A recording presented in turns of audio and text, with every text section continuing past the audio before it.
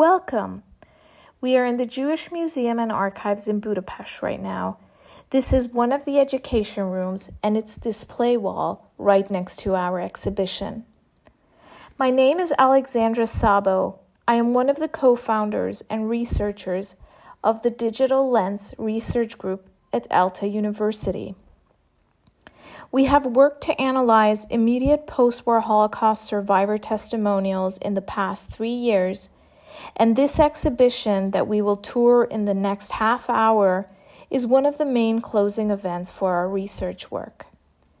Through a virtual walkthrough, I will give an overview of the history of the primary source material we have worked with, how our research group was born, its goals, and finally, with the help of our most valued intern, Nicoletta Kende, we will walk through the exhibition space with our camera that shows our research findings.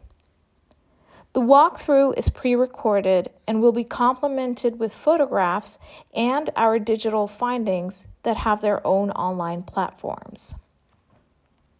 So let us begin with the history of DEGOB, which is the abbreviation of Deportáltakat Gondozó Országos Bizottság, in English, National Committee for the Relief of Deportees.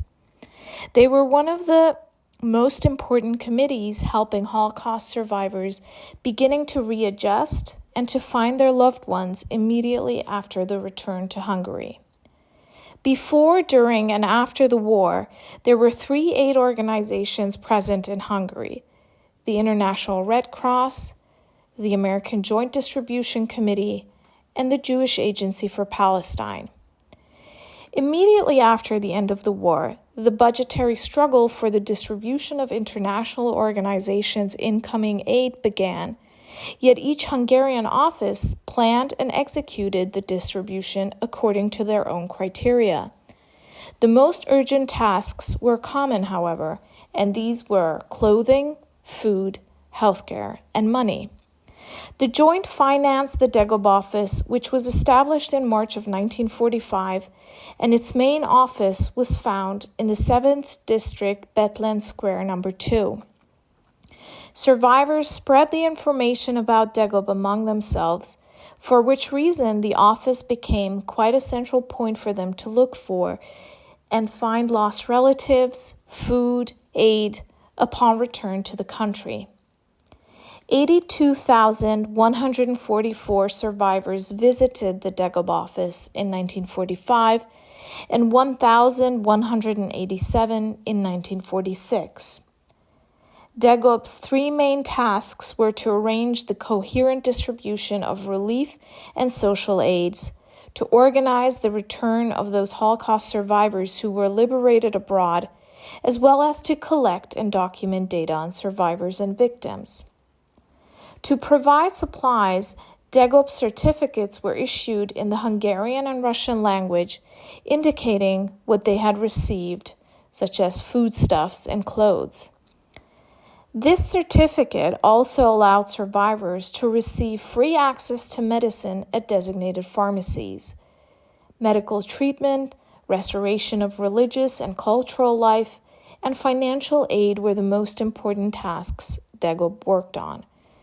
There were several other problems the deportees still had to face, however, such as housing, since survivors found their homes being occupied by Gentiles, or for those in the countryside, even pogroms continued to risk their lives and safety.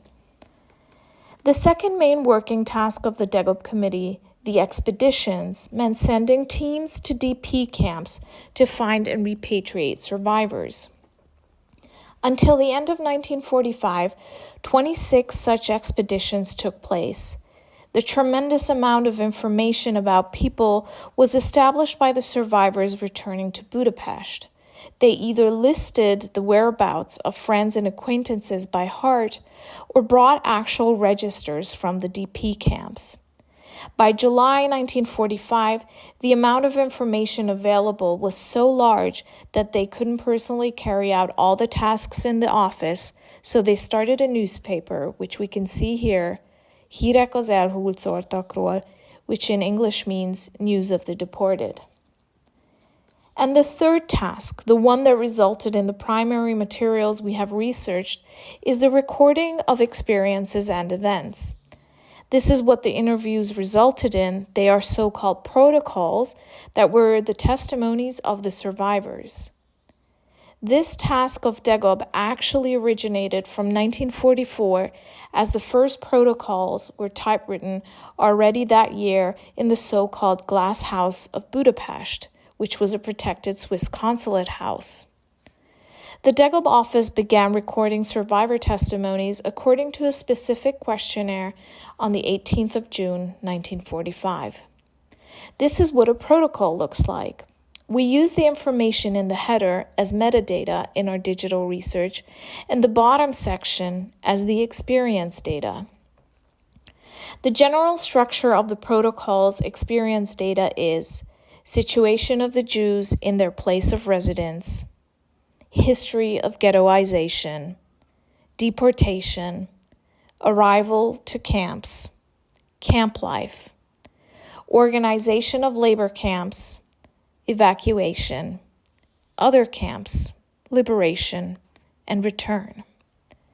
The experiences were originally recorded with the so-called Gabelsberger-Markovich shorthand method and typed into a full narrative, presumably later by the interviewer. The historians and workers of the Hungarian Jewish Museum and Archives transcribed all the protocols available in their collection, translated them to English, digitized them, and made them open access online. Our research group, Digital Lens, came from an idea Ildikó Barna and I had. We had been discussing our research interests after I graduated from CEU, and we both wanted to know more about DEGOB as a grassroots effort after the war, and also about the survivors who came back to Hungary. Ildikó Barna is a sociologist, and she has researched DP camps and lives of the survivors in the immediate post-war years extensively.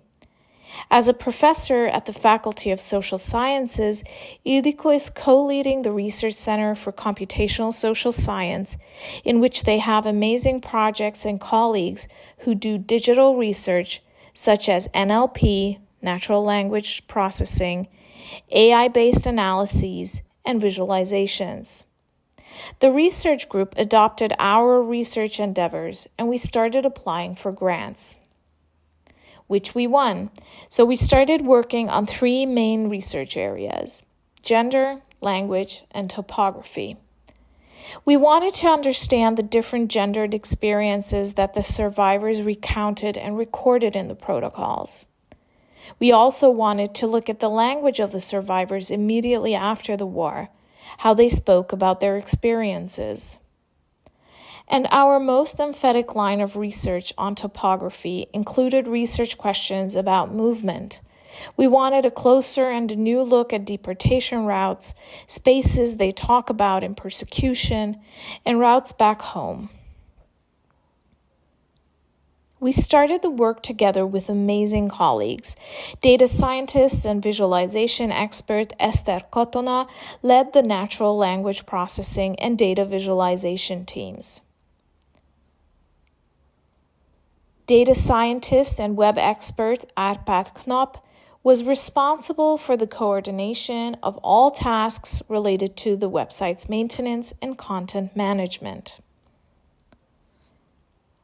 Alexandra Fodor and Nicoletta Kende were a part of our senior interns team.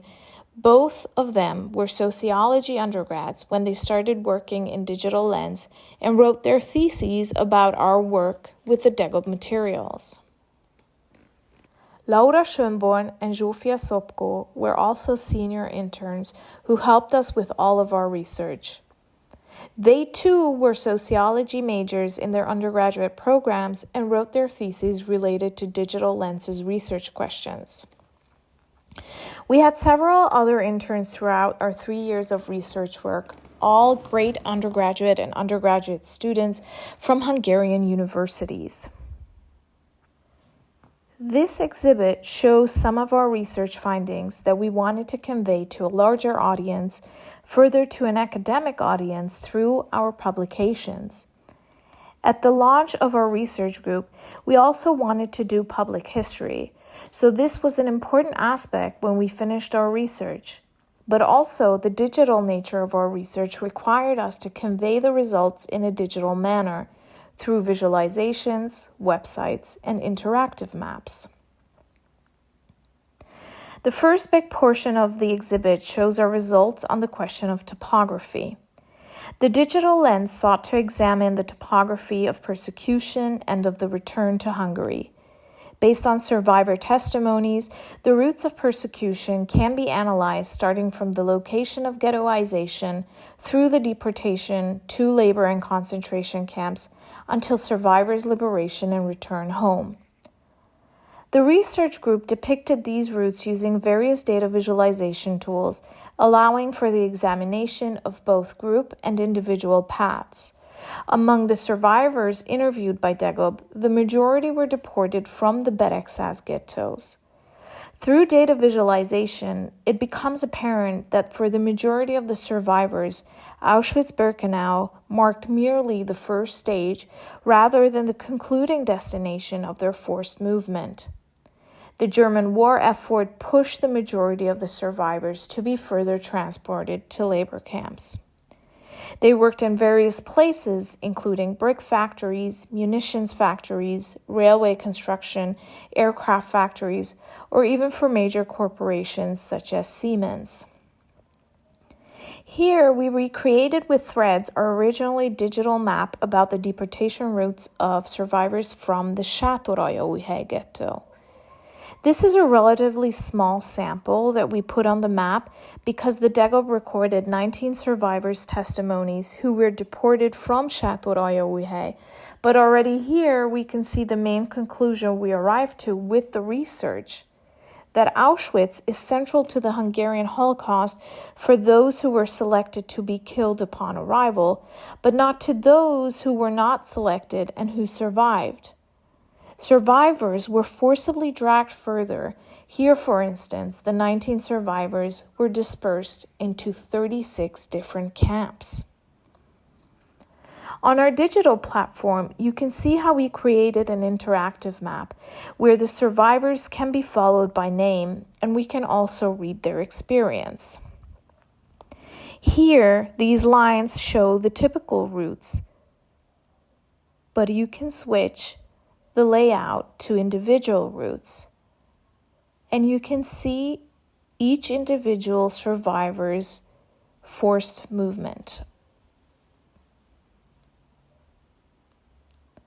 On the right side, you can also choose a survivor to see an individual route on the map,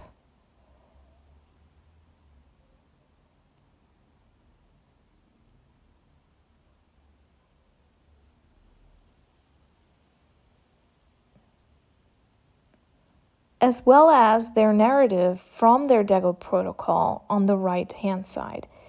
If you click further, you can read the entire protocol and narrative on the open access website of the DEGOB protocols.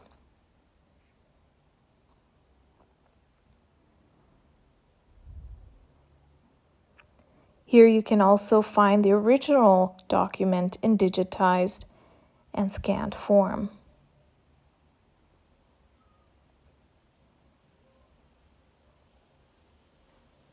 From the Jewish Museum's collection, we also elevated some objects from this history into the space. Here, you can see the original DEGOB register book. The majority of the 3,666 protocols in the Hungarian Jewish Museum and Archives are second or third copies, and they are all listed in this book. The length of the protocols varies. The longest is 37 pages, but the average protocol is 3 to 6 pages long. The length may also be an indication of the circumstances it was taken in and of the person who took the minutes.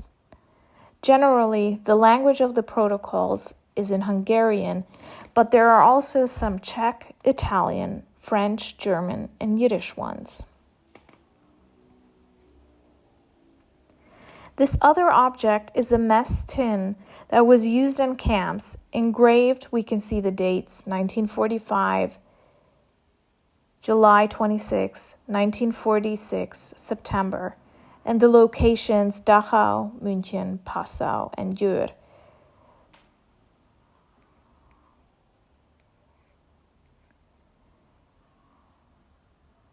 This next section in the exhibit space is our Sankey diagram, a visualization that shows deportation from Berecsaz, which is Berehovo today in Ukraine.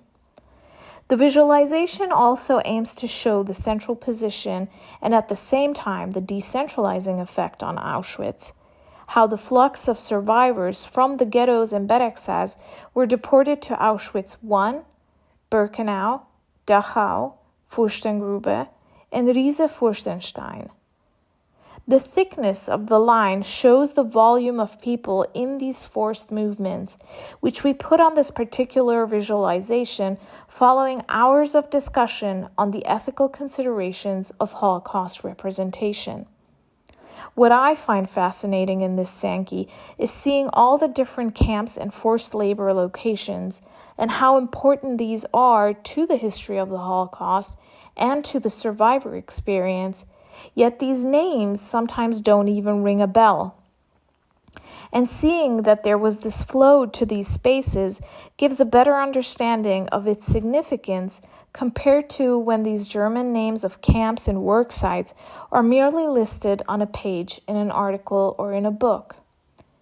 This Sankey is so long, so we wanted to stretch it out onto the entire wall of the exhibition space to show how long it is to follow all these different stages of forced transports when you walk by the diagram.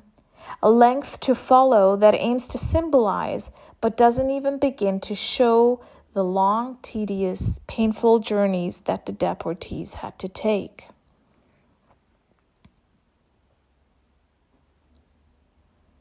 This next panel exhibits some sections of our findings on gender and language. Digital Lens also explored gender differences. Different experiences of men and women make the Holocaust a gendered experience, resulting in distinct modes of language and memory that the protocols reflect. We tested gender differences using machine learning.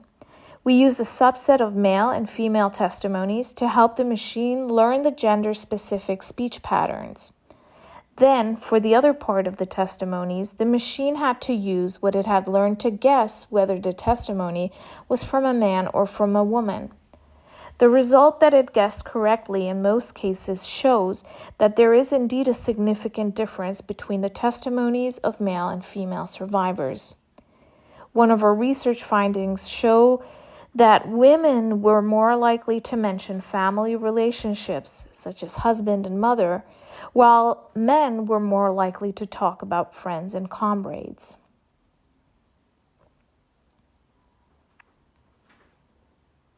For the gendered word usage, here is another list of words we generated that shows the most distinctively used words by women and by men. These words basically show the difference in gendered experiences, mainly in space, as women's camp sections in concentration camps and men's experience of forced labor camps significantly differed. So our research group, Digital Lens, also aimed to understand the language used by and about the survivors in the immediate post-war years. As mentioned before, we involved university students in our work. In her BA thesis, Nicoletta Kende examined how the print media of the second half of the 1940s represented the DEGOB committee, their work, and the survivors. Her findings reveal that with the strengthening of the communists in Hungary, DEGOB's presence became increasingly marginalized in the press. Communist forces underplayed the DEGOB's importance since they were financed by foreign American capital. At the same time, a large part of the Hungarian society responded to Jewish returnees with isolation and indifference. This made it difficult for DEGOB to gain acceptance in the public discourse. Even so, between 1945 and 1950, nearly 100 articles were published about the committee's efforts. And finally, we arrived to the artistic piece in our exhibit, Melinda Šipaš's installation that she created based on our collaboration and our research group's findings. She wrote a blurb to her work that I will read. I am a grandchild of a survivor. I am writing down this sentence perhaps for the first time in my life. My grandmother was deported from Čátorayovihej. According to the carefully preserved documents she left behind, she was taken care of by the DEGOB when she returned from deportation. On the one hand, it is natural for me that she lived, and thus I exist.